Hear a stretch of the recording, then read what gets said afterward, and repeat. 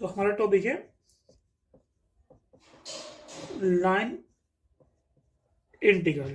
ठीक है, अब लाइन इंटीग्रल के अंदर क्या होगा कि भाई सपोज दैट हमारे पास किसी भी क्वाड्रेंट के अंदर कोई लाइन है, कोई कर्व है कुछ इस तरह से। ठीक है, इस वेक्टर के कोरस्पॉन्डिंग, ओके, इस वेक्टर के आर वेक्टर के कोरस्पॉन्डिंग कोई लाइन है जो कि पोजीशन लाइन है। यहां पे एक पार्टिकल होगा पॉइंट ए में, और इस पार्टिकल को एक फोर्स एफ लेके जाएगा बी तक। ठीक है, तो यहां पे ए से बी पार्ट तक टोटल कितना वर्क किया है, दैट इज वर्क डन। तो ये हो जाएगा हमारे पास net work done, that is F dot D r. यहां पे जो एफ है, एफ हमारे पास है ये फोर्स, और डी आर हमारे पास क्या है यहाँ पे, ये जो लाइन का जो डिस्टेंस है इसका शॉर्ट डिस्टेंस। ठीक है, दैट इज डिस्प्लेसमेंट।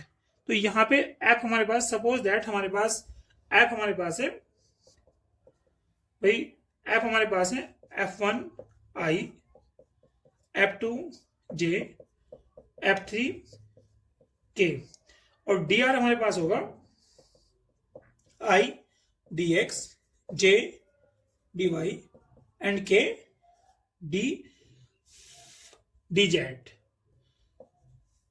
ठीक है, ओके। और हमारे पास लाइन इंटीग्रल हो जाएगा F dot D R is equal to F1 I, F2 J and F3 K dot multiple I dx, J dy and K dz, और हमारे पास बन जाएगा F1 dx, F2 dy and F3 dz। तो ये हो जाएगा हमारे पास लाइन इंटीग्रल। क्वेश्चन के अंदर आपका ये भी पूछ सकता है कि find the total work done, as well as ये भी पूछ सकता है डायरेक्टली कि find the line integral that is F dot D R. ठीक है, चलिए इस पे हम एक प्रॉब्लम डिस्कस करते हैं। अभी हमारे पास प्रॉब्लम है, if a vector 3x² plus 6yi minus 14yj minus 20xz² k, evaluate the line integral a dot dr from the point 0, 0 to 1, along the curve c। c क्या है हमारे पास, x is equal to t, y is equal to t square and z is equal to t cube। तो हमको यहाँ पे ये line integral find करना है f dot D R, a dot D R. ठीक है, a हमारे पास है, dr क्या होगा हमारे पास हम लोग फाइंड करते हैं, चलिए सोल्व करते हैं इसको। तो a dot D R that is भाई a क्या हमारे पास 3x² 6y minus 14yj minus 20, ये यहाँ पे प्लस है, प्लस 20xz² k। ठीक है, dot I dx, J dy and K dz।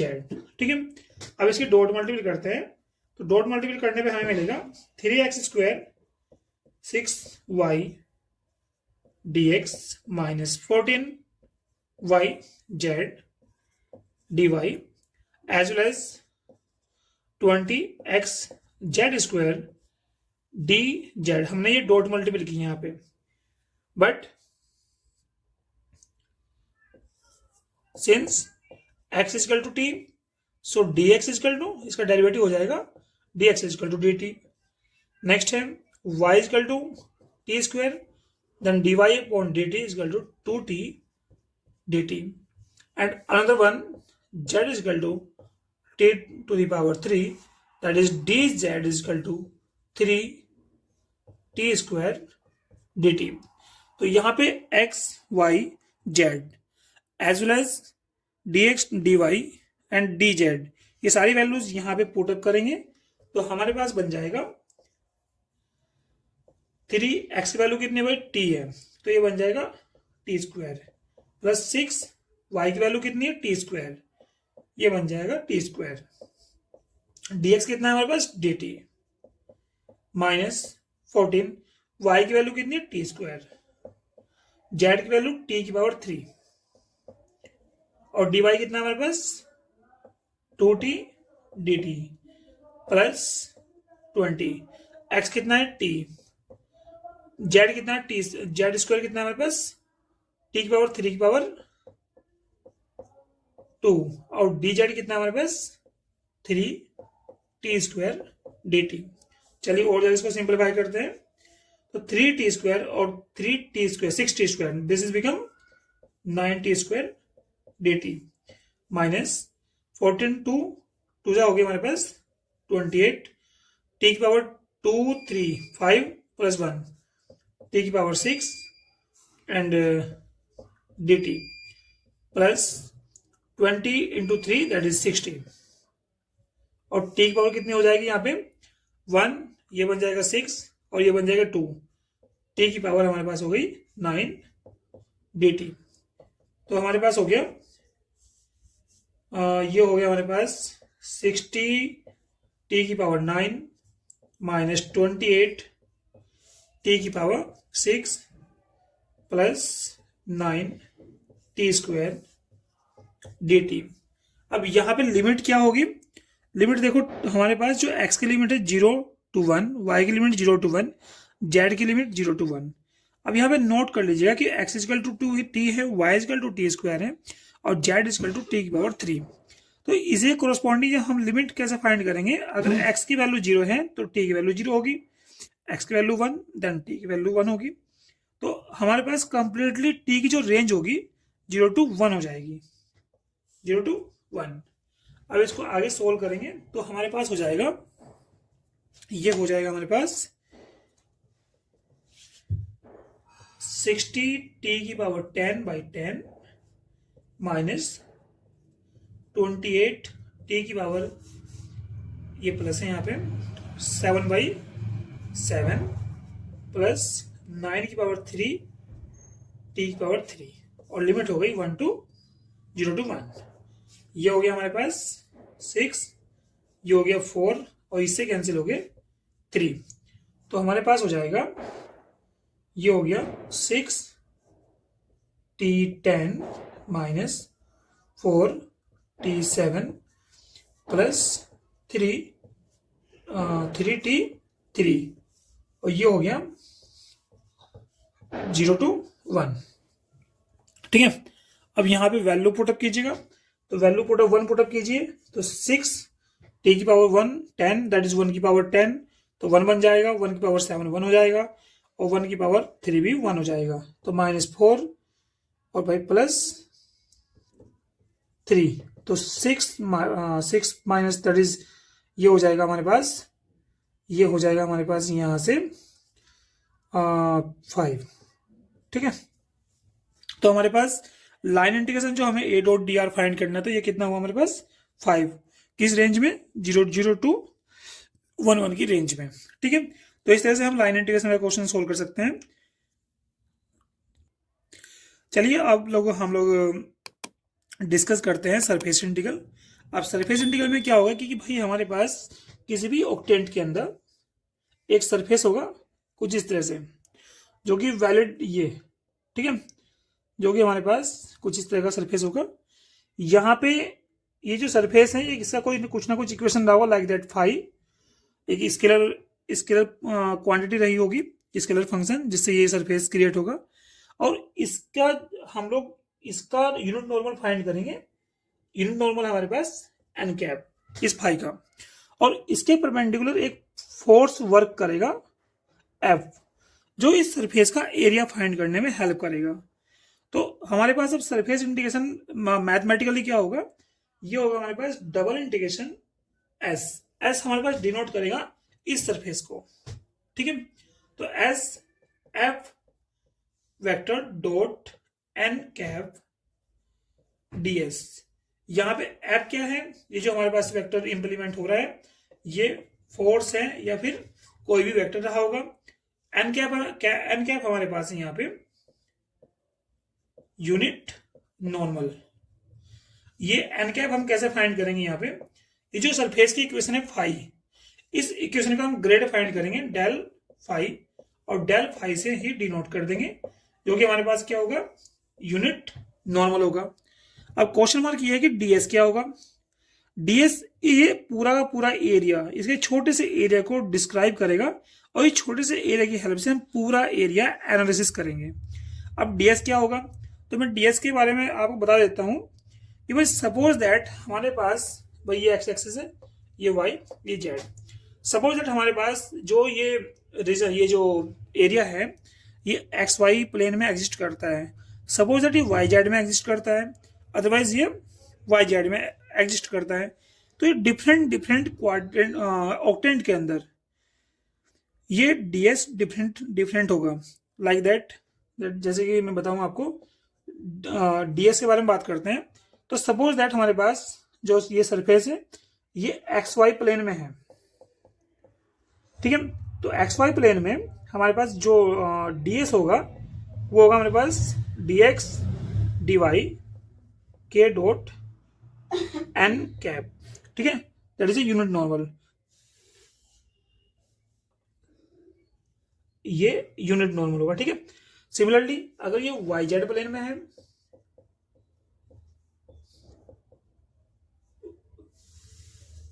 ये वाई जेड प्लेन में है, तो हमारे पास हो जाएगा डीएस, हमारे पास हो जाएगा D Y D Z I dot I, यहां पे एक वेक्टर होगा एन कैप, ठीक है। अगर ये हमारे पास जेड एक्स प्लेन में है, तो हमारे पास डीएस हो जाएगा D Z D X J dot N cap. तो ये डीएस हमारा डिपेंड करेगा कि हमारा जो सरफेस है, जो एरिया है जिसका हमें एरिया निकालना है, तो वो सरफेस किस प्लेन में है, एक्स वाई में, that is a first octant, this is a first octant, this is second octant, and this is third octant. अब हमारे पास सपोज दैट ये आपका क्या है, फर्स्ट ऑक्टेंट में है, that is X Y plane में है, तो ये हमारे पास हो जाएगा F dot N cap, DS हमारे पास हो जाएगा डीएक्स डी वाई के डॉट एन कैप, ये हमारे पास एक्स वाई प्लेन में। चलिए हम इस पे एक प्रॉब्लम डिस्कस करते हैं। अब हम लोग एक प्रॉब्लम बनाते हैं सरफेस इंटीग्रेशन के ऊपर। तो प्रॉब्लम कुछ इस तरह से है, evaluate double integration A dot N cap DS, जो कि सरफेस इंटीग्रेशन को डिफाइन करता है, जहां पे ए हमारे पास है एक्स प्लस वाई स्क्वायर आई माइनस 2x जे, ठीक है, प्लस 2y जेड के। और जो ऐसे ये जो सरफेस है, ये सरफेस किसका है भाई, हमारे पास 2x plus Y plus 2z is equal to 6 type के प्लेन का। अब प्लेन कहाँ लाई कर रहा है, प्लेन आपका लाई कर रहा है फर्स्ट ऑक्टेंट में, यानी कि एक्स वाई प्लेन में।